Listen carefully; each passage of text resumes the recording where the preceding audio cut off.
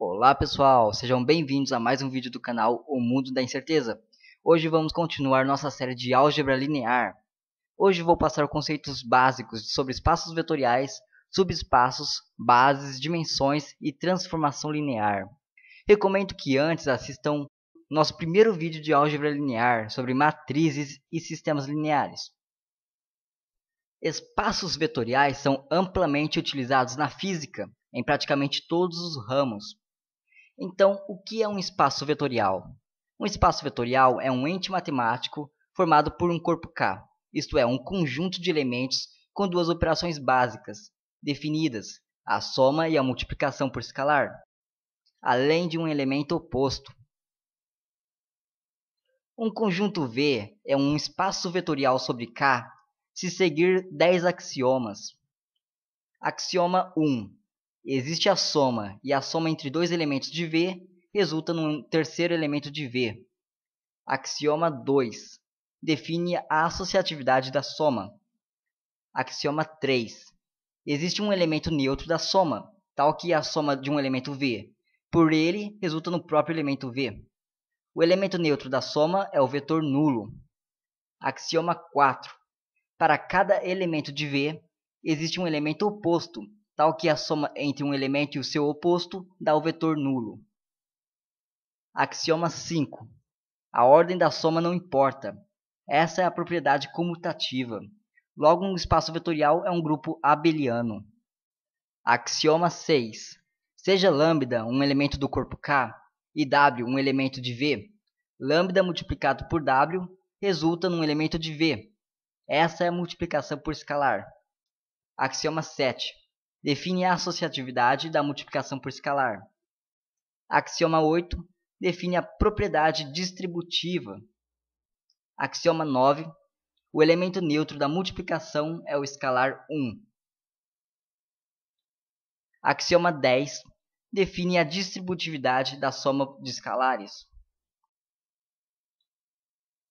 Se o conjunto V respeitar esses 10 axiomas, então ele é um espaço vetorial sobre o corpo K. Os elementos de V se denominam vetores.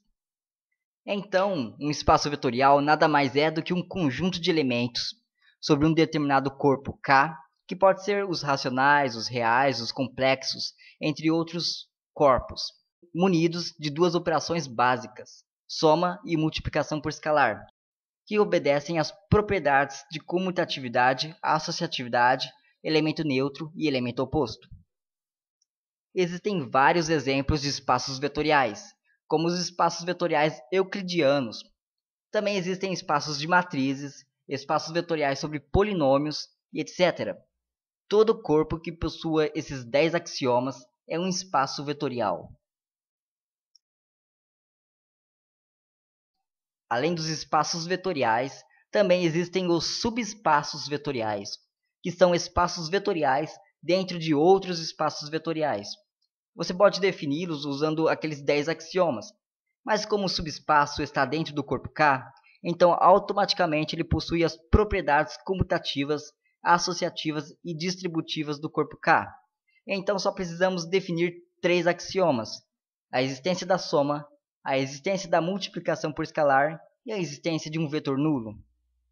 Um exemplo de subespaço vetorial são as retas reais que passam pela origem de um espaço vetorial R2. Essas retas são subespaços de R2. Todo espaço vetorial possui as chamadas bases.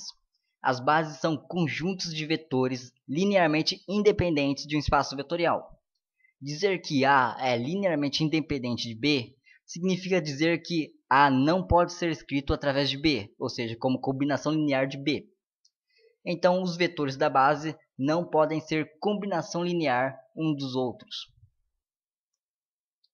E o número máximo de vetores linearmente independente que você consegue colocar num único conjunto é o mesmo número da dimensão do espaço.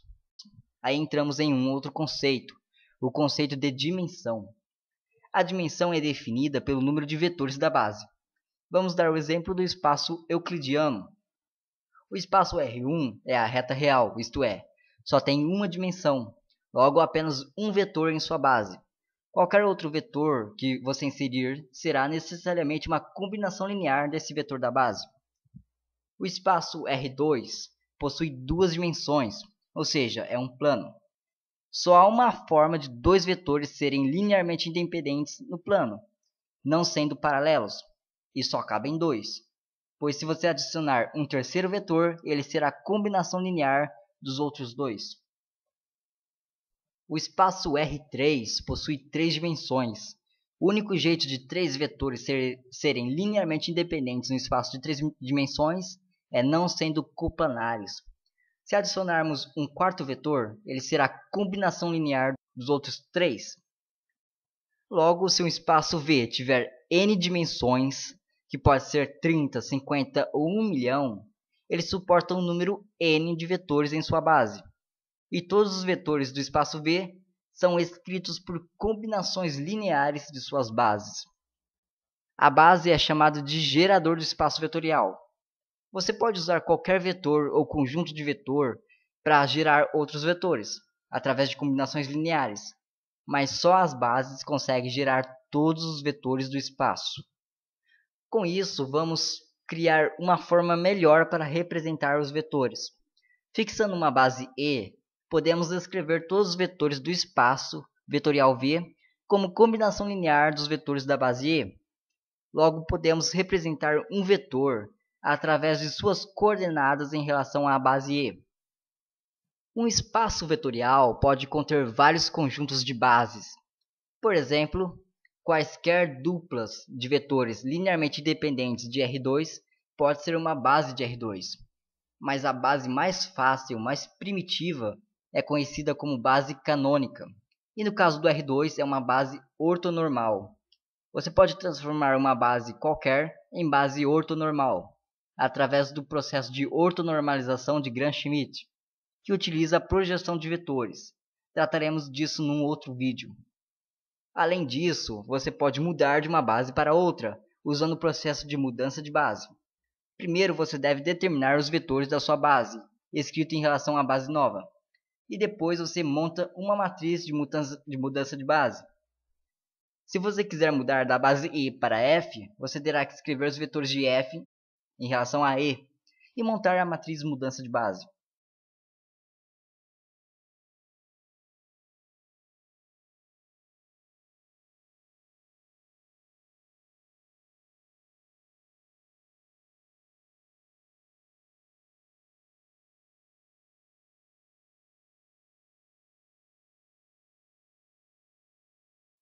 No fim, os vetores de V escrito em relação à base F será a matriz de mudança de base de E para F multiplicado pelo vetor V escrito na base E.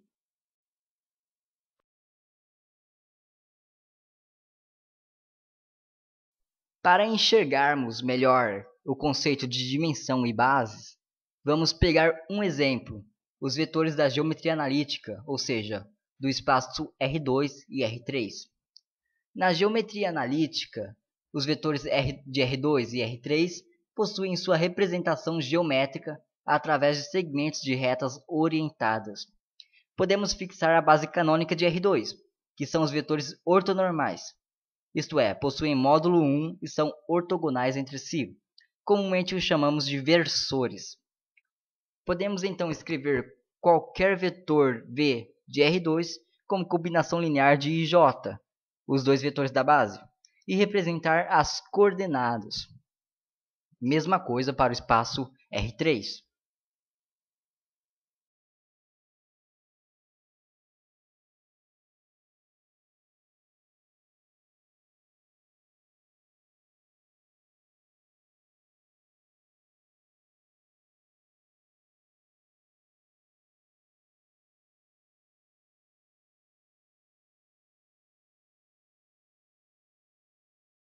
Existem ao menos dois produtos entre vetores, o produto escalar e o produto vetorial.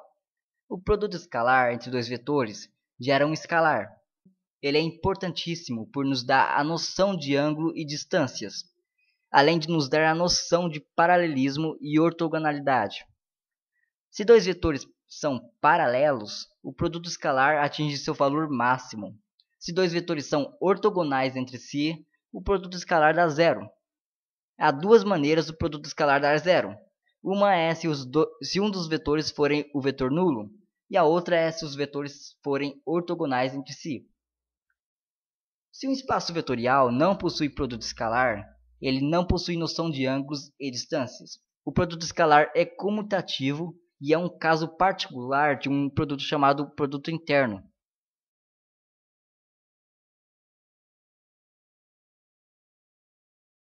Vemos implicitamente um caso de produto escalar no ensino médio, o trabalho realizado por uma força constante. O produto vetorial nos dá uma noção importante, a noção de orientabilidade, e só é possível em dimensão maior ou igual a 3. Ou seja, não existe produto vetorial em dimensão 2 e 1. O produto vetorial vai nos dar uma noção de orientação no espaço. O produto vetorial atinge seu valor máximo quando os vetores são ortogonais entre si, e vale zero quando os vetores são paralelos. O produto vetorial resulta num vetor, e o vetor resultante do produto vetorial é ortogonal ao plano dos dois vetores que o gerou. Não é comutativo, isto é, o produto vetorial entre W e V pode ser diferente do produto vetorial entre V e W. Para definir o sentido do vetor gerado pelo produto vetorial, usamos a famosa regra da mão direita, rotacionando seus dedos de um vetor a outro, e o sentido que apontar o seu polegar é o sentido do vetor gerado. Os componentes do vetor gerado é dado pelo determinante da matriz, formado pelos vetores da base, pelas componentes do primeiro vetor e do segundo vetor. Usando a regra dos cofatores, as coordenadas desse vetor será o determinante da matriz dos menores.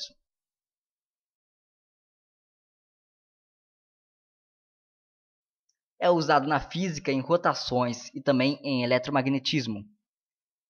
O módulo do produto vetorial pode ser usado para calcular a área de um quadrilátero. Também existe o produto misto, que é a mistura do produto vetorial com o produto escalar. Primeiro você faz o produto vetorial e depois faz o produto escalar, resultando então num escalar. Um dos usos para ele é para calcular o volume de um paralelepípedo.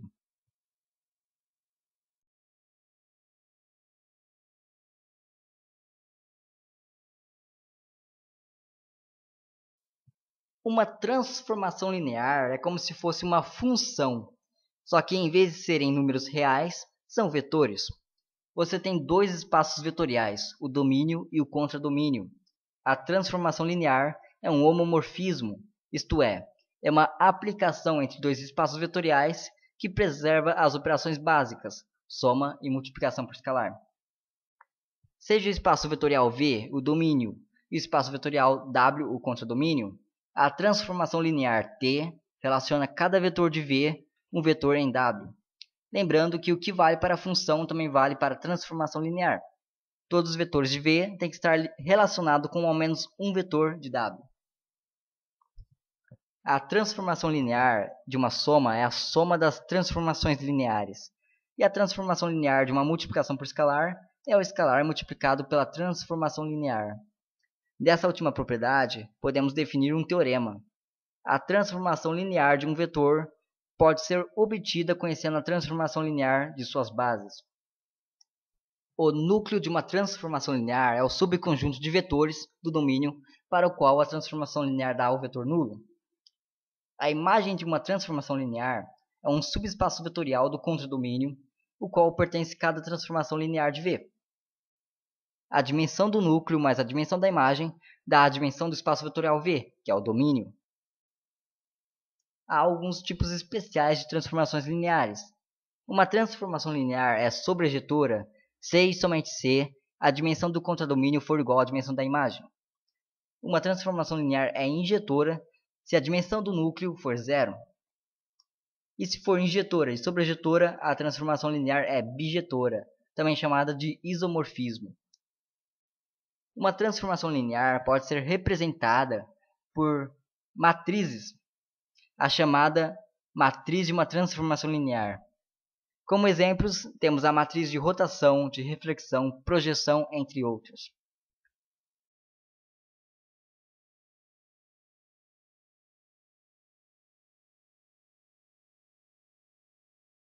O conjunto das transformações lineares de V em W obedecem os 10 axiomas apresentados no começo do vídeo. Logo, também é um espaço vetorial. O conjunto das transformações lineares forma também um espaço vetorial. Uma transformação linear, a qual o domínio é igual ao contradomínio, é chamado de operador linear.